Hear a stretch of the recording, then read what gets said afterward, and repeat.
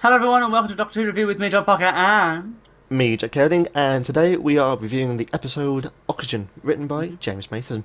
mhm, Now, in this episode, the Doctor finally breaks over his temptation to go out into the stars, goes against what Nardal has been trying to prevent the Doctor from doing for so long, which the Doctor's already been doing anyway, and they eventually, all three of them for the first time since the first episode, go off into space to a space station to answer a distress call. Arriving on the space station, they soon discover that a space station with no oxygen is currently being occupied by zombie-like humans. But of course, they aren't zombies. It is the suits that have taken control of them. Corporate suits that are killing people to save money, which is mhm. the impression that we kind of got from that plot line. So the Doctor soon figures out, after he, Nodal and Bill meet up with survivors of the space station, they gather that there's some sort of hijack or hack to the suit's network that they're all connected to and linked up to. But the Doctor soon discovers, after he gets blind, which we'll get to in a moment, the Doctor realises that this wasn't a hijack or a hack, but in fact this is a standard procedure that the suits, I don't think they go through, because I think what we found in the episode later on was that the rescue ship didn't come to rescue them, but I think didn't come to initiate the order. No, it's to drop off any extra suits, I think, so that they can take over automatically. Oh, okay. Because I thought originally it was to, not to save them, but to literally drop the order in, like upload it to the network. No, Or, they'd already had it uploaded. It was remotely. okay, well there we go. And So, apparently then the order could be transferred by touching other suits. which makes sense in a way, yeah. Um, but the way they managed to figure this out was the Doctor literally tricked the suits into thinking that they were all going to die, because the suits needed the people to, well, I suppose you could say, generate more income for the corporate, for the big corporate business. But instead, the Doctor did trick them into thinking that he was going to blow the station up. Which, of course, if that was the case, for something that's been like millions of pounds or dollars that have been invested into, gone like that, they'd think twice. In Mhm. which they did, and they saved the survivors, the Doctor, Nardal, and Bill came back to life. Mhm. Although that part wasn't really explained very well, It because was. but she went through the same exact procedure that the others went through. But why didn't she? Yeah, but the battery in the suit was not strong enough to give her a lethal dose of. It was enough Oh to make her. right. It was enough to make her comatose, but it wasn't enough to So kill her. a damaged suit was the one that saved him in the end. Yes. Not so much a damaged suit, but a particular AI, an AI in particular, called what was the name beginning with V? Dolma. Velma, that's the one. Which apparently Nardal knew. So yeah, he knew the person who did her voice, Yeah, the voice actress. like that randomly just comes in, because Mm-hmm. it does. Nardal's a crazy character, so he's like me, brings up random crap for no reason. Yeah, he does remind me of you in a way, in some particular way. So, after the Doctor tricked the suits, and the actual suits actually gave their oxygen tanks to the trio and the two survivors, and they got in the TARDIS and flew away. So I think in overall it was quite a generic story, but a story worth watching and worth looking at. And I did enjoy it. I did actually like it. It was really good. Now, of course, in this episode, once again, the vault has been brought up, but also now something far more serious has happened. Of course, the Doctor Yes. got blind trying to save Bill, because Bill was literally dying due to lack of oxygen and being exposed to the vacuum of space. So the Doctor obviously took his helmet off and put it on Bill's, mainly because her suit malfunctioned and for some reason took it off. And of course, in doing so, the voyage across from the one part of the station to the other had to cross a bridge, and they were all exposed to space. And of course, the Doctor being a Time Lord, and the fact that he's got two hearts, did kind of help him retain his oxygen, because obviously the heart, the blood that gets pumped out, obviously has oxygen inside it, doesn't it? Mm-hmm. So I think that kind of helped him stay alive. But of course, you know, it didn't help him that much because he lost his vision.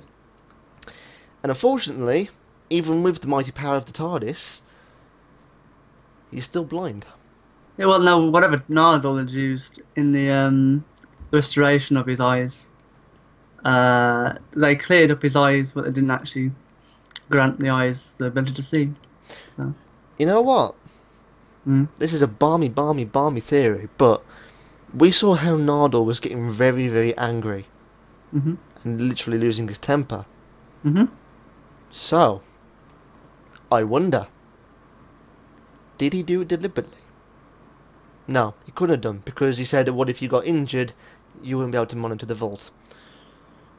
But saying that though, we saw the Doctor saving their lives without his vision, so perhaps Nardole thought, well, perhaps he doesn't really need his vision completely, he can still look after the vault, and perhaps when the time comes for the vault to open, he'll give his vision back. But that's a really bomb theory, but it just came up, and I had to say it.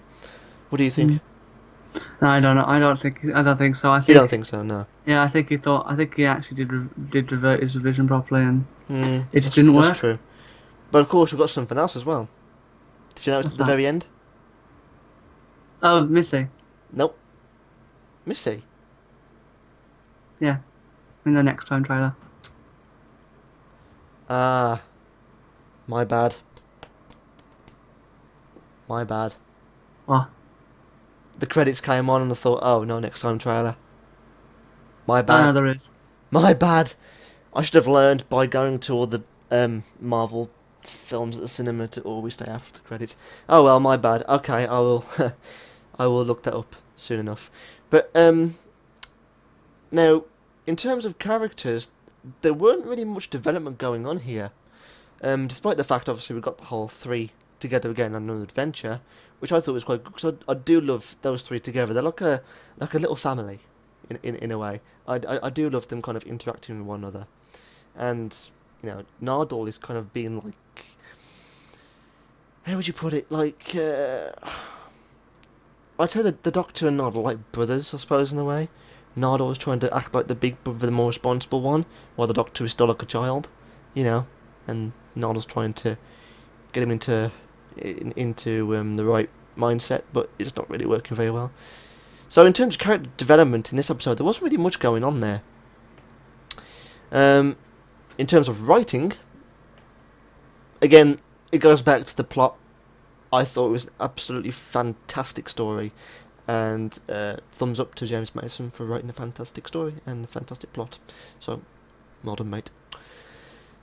So, with all that in mind, anything you want to add? What was you gonna say? You were asking me what else did I notice, and then I said about Missy, and that threw you off track. Oh yeah, because I smacked myself because I didn't watch the trailer. No, I say what I wanted to say, but you can continue saying what you're saying about Missy. Actually, no, you can tell me what you saw in the next time trailer, just so you can give you an idea of what's going to come next. I think I can remember is that the Doctor's still blind. We're going to go to the Vatican next time. The Pope. And Missy at the very, very end was shown for about half a second. And then that was it. It went black. So yeah, she'll either be in the next episode or the episode after. Probably the next, though, because I did show it in the next time. So. Yeah. Okay. I think in the next time, in the next episode... Oh, yeah. Sorry, also the vault is referenced a lot in the next time trailer, I do believe. And Nardole's asking him how he's going to be able to protect it while he's blind. Okay, well that kind of... yeah. So my point about Nardole doing it deliberately obviously is thrown off, because that's obviously not the case now. So I think in the next episode we are going to learn a great deal about the vault. and get to know it very well. So, and the Vatican, apparently. which is a very funny connection, because because obviously the vault would not have just appeared underneath a university, would it? Randomly. No. I get No, the it was feeling definitely put there. I get the feeling it's been there for a very long time. And if you think about something like the Vatican, for example, well, they have the Vatican archive that has been around for hundreds and hundreds of years. So you kind of see the link there. You know, we've got a very old vault, along with another old vault containing, you know, secret documents and whatever. I know we've got a vault here with some sort of secret Gallifreyan individual, whoever it is. So well, it'll be a very the Doctor's interesting episode. got some message or something by the Pope, and he was in front of the Pope, and then he puts the message down. You have to see the trailer later. Yeah, I will. So overall, then, what would be your verdict for this episode? I liked it. I did think that it gave a slight. I've forgotten what episode it was based off of. I keep thinking about the first Ood episodes. Right. But I don't know whether or not that's the correct comparison. But I remember when I first saw them running between the different sections of the space station, it reminded me of a previous episode. Yeah, I think I know particularly why. when the TARDIS was sealed off. And something keeps reminding me of those Ood episodes, whether or not that's the right comparison, or whether or not it was another episode I'm thinking about. I'm not quite sure. Do you have any idea what it might be? Well, I've just had a look at James Madison's record with Doctor Who, and he has actually only written things for Moffat's era. He didn't actually write anything for Russell T Davies. Ones in particular were Flatline, The Girl Who Died, and the other one, like Mummy on the Orient Express. That was the one. Which I can kind of see the comparison now. I suppose in a way this is more related to Flatline, although Flatline was more interested in this one. So unfortunately there is no comparison there. So yeah, sorry John, do you want to continue with your verdict? But yeah, either way, I liked the episode quite a lot. It was a bit short. I'm finding these Doctor Who episodes way too short. They should be a full hour long, not half an hour, or however many it was. Yeah, I think it should be longer. I think they rushed the stories too long too quickly. Yes, I do agree with that. I think they do need a full hour, but at least. Yeah, I agree. But disregarding that, it was a good episode. It was okay. I'm going to give it an 8.5. An 8.5? Okay. For me, I perfectly agree with your points. And on that note, there really isn't much for me to add to that, in my opinion. So I'm going to... For once, I'm going to go with the same result. I'm going to give it also an 8.5. Okay. So, folks, that is the end of our review for Oxygen. We do Make sure you give it a vote yourself. Please do.